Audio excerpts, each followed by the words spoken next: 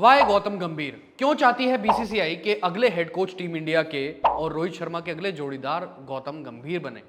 ये सबसे बड़ा सवाल है आजकल। और गौतम गंभीर हर जगह ट्रेंड हो रहे हैं। आईपीएल 2024 से पहले गौतम गंभीर क्यों ट्रेंड हो रहे थे? इस वजह से ट्रेंड हो रहे थे क्योंकि केकेआर के नए मेंटर गौतम गंभीर बन चुके हैं। और अब देख लीजिए आईपीएल 2024 की पॉइंट्स टेबल उठा के केकेआर कहां फिनिश कर रही है? टेबल टॉप पर फिनिश कर रही है।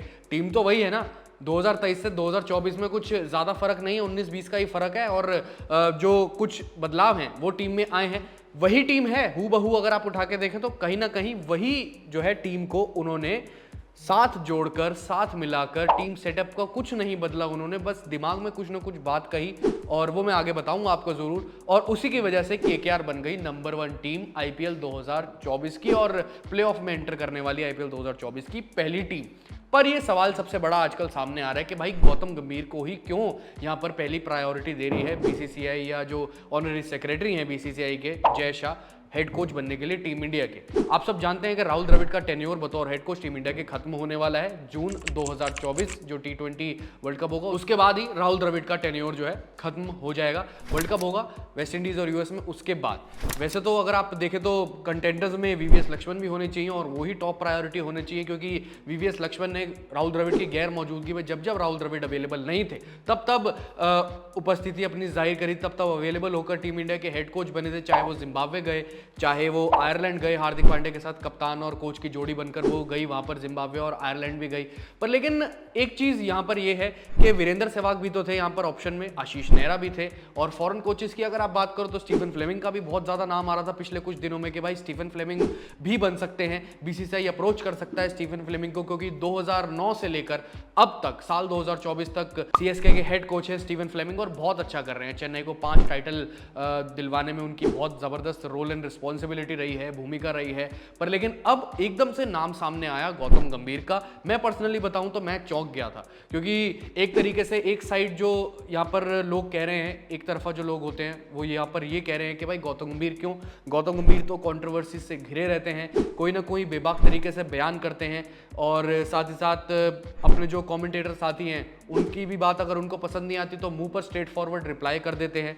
दूसरी तरफ ये कह रहे हैं कि भाई गौतम गंभीर जो कहते हैं वो स्ट्रेट फॉरवर्ड बात कहते हैं। अगर वो ऐसे ही स्ट्रेट फॉरवर्ड बात कहकर टीम इंडिया के हेड कोच बनते हैं तो कहीं ना कहीं गौतम गंभीर टीम इंडिया का फ्यूचर अच्छा कर देंगे और फ्यूचर को पूरे तरीके से संभाल लेंगे। और देखो दोस्तों, साफ साफ ये बात सामने आती है कि सारा जो मुद्दा है आईसीसी ट्रॉफी से शुरू होता है और आईसीसी ट्रॉफी से खत्म होता है।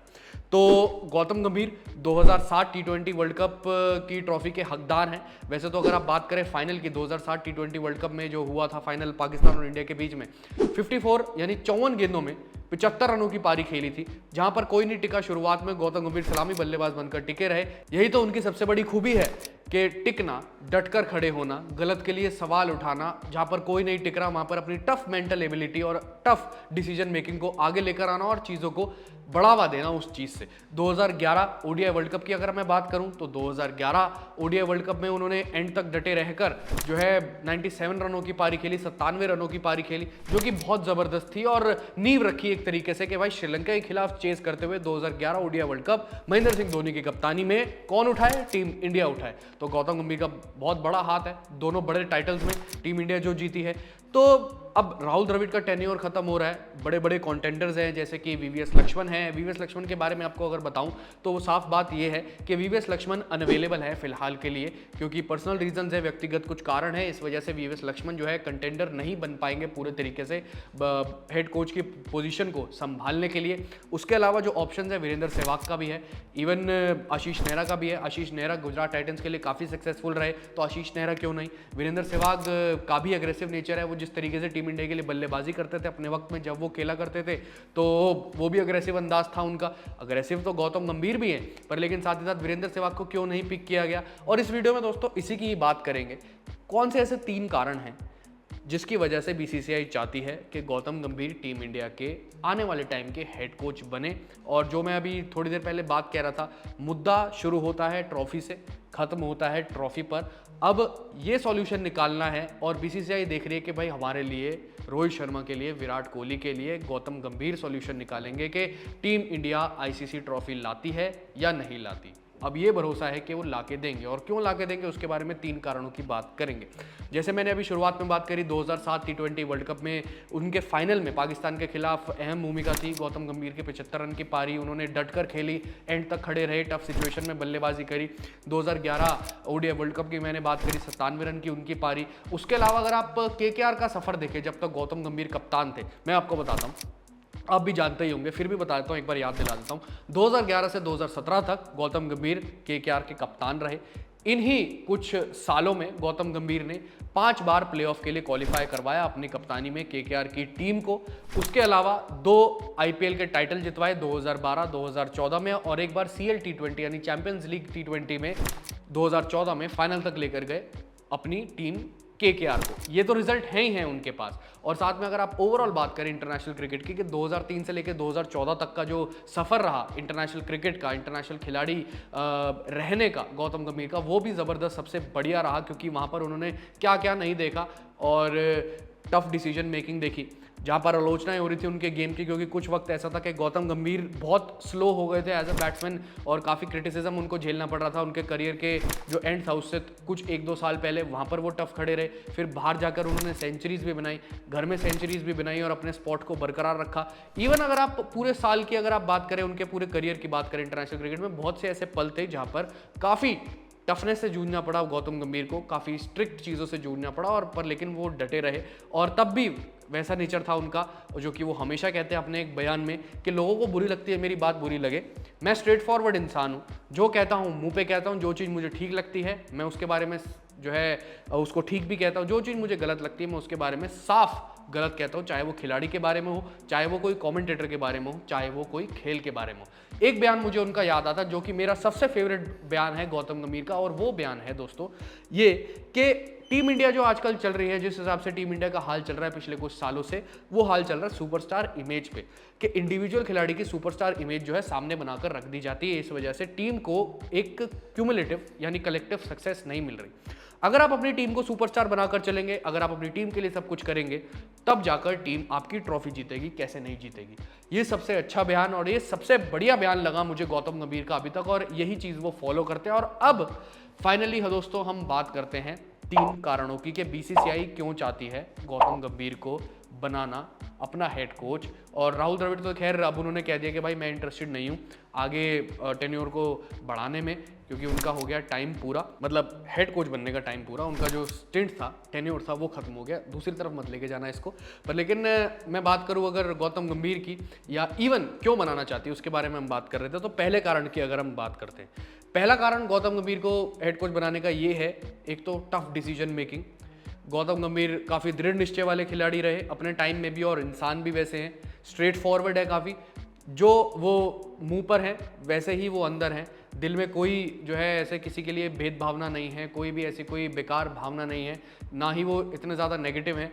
जो सामने आपके उनके मन में आएगा वो आपको साफ तौर पे कह देंगे। और टीम इंडिया में अगर ऐसा एनवायरनमेंट रहता है उनका, तो मेरे हिसाब से प्लेयर्स बेटर परफॉर्म कर पाएंगे। नहीं तो कई बार ऐसा होता है कि स्टार स्टेटस की वजह से जो है, और सामने वाले की ईगो इतनी बड़ी होती है खिलाड़ी की वजह से, तो उसको कई बार जो है बड़े से बड़ा कोच कुछ कह नहीं पाता। गौतम गंभीर का जो अगर आप बात करें खुद का ऑरा है, वो भी काफ़ी बड़ा है, क्योंकि 2007 T20 वर्ल्ड कप के विनिंग चैंपियन रह चुके हैं बतौर खिलाड़ी। और इवन अगर आप बात करो तो 2011 वर्ल्ड कप में भी इंपॉर्टेंट उनका योगदान था। तो 2 वर्ल्ड कप टाइटल हैं उनके नाम पर, और वो खिलाड़ी भी रह चुके हैं उस चीज़ों के दरमियान में, तो भाई उनका भी ऑरा बड़ा है। तो गौतम गंभीर बहुत बेहतर तरीके से बता पाएंगे, चाहे वो बड़े खिलाड़ी हों जैसे कि ऋषभ पंत, जसप्रीत बुमराह, विराट कोहली हो, रोहित शर्मा हो, तो इन सबको आराम अच्छे से बता पाएंगे। हाँ ज़रूर क्लैशेस हो सकते हैं, क्योंकि पिछले कुछ टाइम में काफ़ी बड़े खिलाड़ियों से क्लैशेस हुए हैं, जैसे कि आईपीएल का पिछले साल की ही बात करो 2023 में विराट कोहली के साथ कुछ क्लैश हुआ था। वो अब मनमुटाव वो क्लियर हो चुके हैं, उनकी कोई दिक्कत नहीं है, और लगातार होते रहते हैं। पर लेकिन अब जब बात आती है टीम इंडिया की, तो कलेक्टिव एफर्ट लगता है, वहाँ पर मेरे हिसाब से कुछ ऐसी ऊपर नीचे बात नहीं होगी। ओपिनियन सबके अलग अलग होते हैं, ओपिनियंस होने भी चाहिए अलग अलग, आर्ग्यूमेंट्स भी होते हैं, आर्ग्यूमेंट भी होने चाहिए, आर्ग्यूमेंट नहीं होंगे तब दिक्कत होगी जाकर। तो कहीं ना कहीं ये रहेगा कि ऊपर से तो वो है team man, individual star status में वो बिलीव नहीं करते, तो टीम इंडिया को ट्रॉफी दिलवाने में सबसे बड़ा रोल यहाँ पर गौतम गंभीर का रहेगा। अगर वो बनते हैं तो बीसीसीआई भी इसलिए चाहता है कि भाई इंडिविजुअल स्टार स्टेटस किसी भी खिलाड़ी का नहीं चाहिए, टीम की सक्सेस चाहिए, टीम को स्टार बनाओ, टीम को सुपरस्टार बनाओ। एक तो ये चीज़, प्रेशर को अब्जॉर्ब करना, ये सबसे बड़ी क्वालिटी है, ये पहले कारण में ये सारी चीज़ें आती हैं।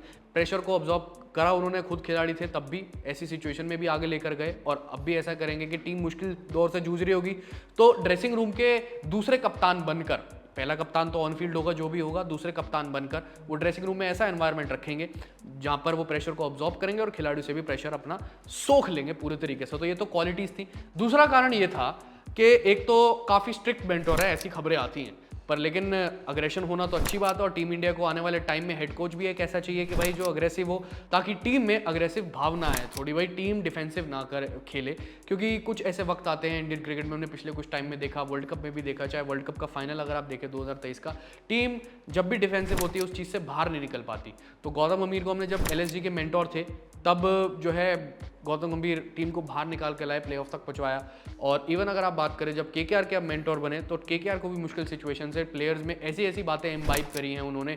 मैं आपको एक किस्सा बताता हूँ। डे 1 पर जब KKR को उन्होंने ज्वाइन किया था तभी कैंप में कह दिया था, देखो सबसे पहली बात तो मेरे हिसाब से ये है कि आप लोगों के लिए और दुनिया भर के लिए होगा IPL जो है इधर उधर की बातें, मेरे लिए है सीरियस क्रिकेट। मैं IPL को सीरियस क्रिकेट की तरह लेता हूँ और अगर सीरियस क्रिकेट खेला जाएगा तो मैं आप सबके साथ हूँ। और डे 1 से उन्होंने कहा कि देखो जो इधर उधर घूमना ये सब फन गेम्स ये सब ठीक है, ये होता रहता है, पर लेकिन काम के वक्त यानी खेल के वक्त खेल और कुछ भी नहीं।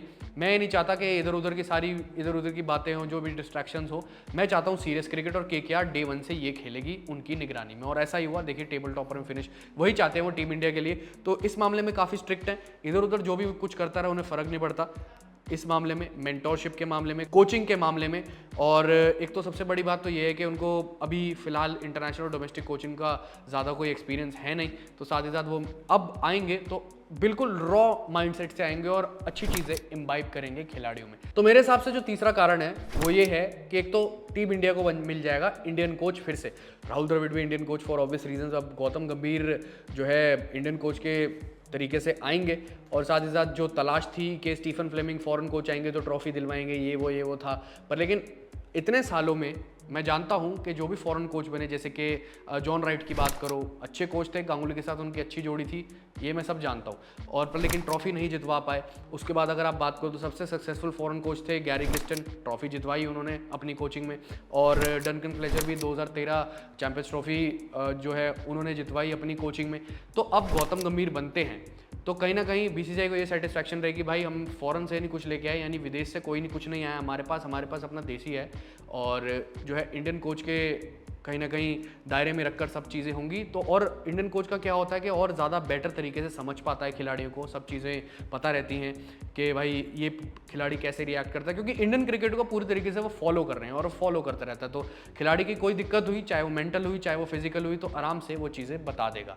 तो चलिए, राहुल द्रविड़ का अब टेन्योर खत्म होने वाला T20 वर्ल्ड कप 2024 के बाद, और ये कुछ बातें मैंने आपके साथ शेयर करी हैं, 3 कारण शेयर करे हैं, यानी कि भाई क्यों होना चाहिए गौतम गंभीर को टीम इंडिया का हेड कोच, और BCCI क्यों देख रही है कि हेड कोच बने अगले गौतम गंभीर। ये 3 कारण मैंने आपके साथ शेयर करे, और आप भी, मैं चाहता हूं कि शेयर करें, अपने कुछ आपके कारण हो या मेरे को कुछ रेक्टिफाई कर सकें तो बिल्कुल करें कमेंट सेक्शन में। फिलहाल के लिए अभी इस वीडियो में इतना ही।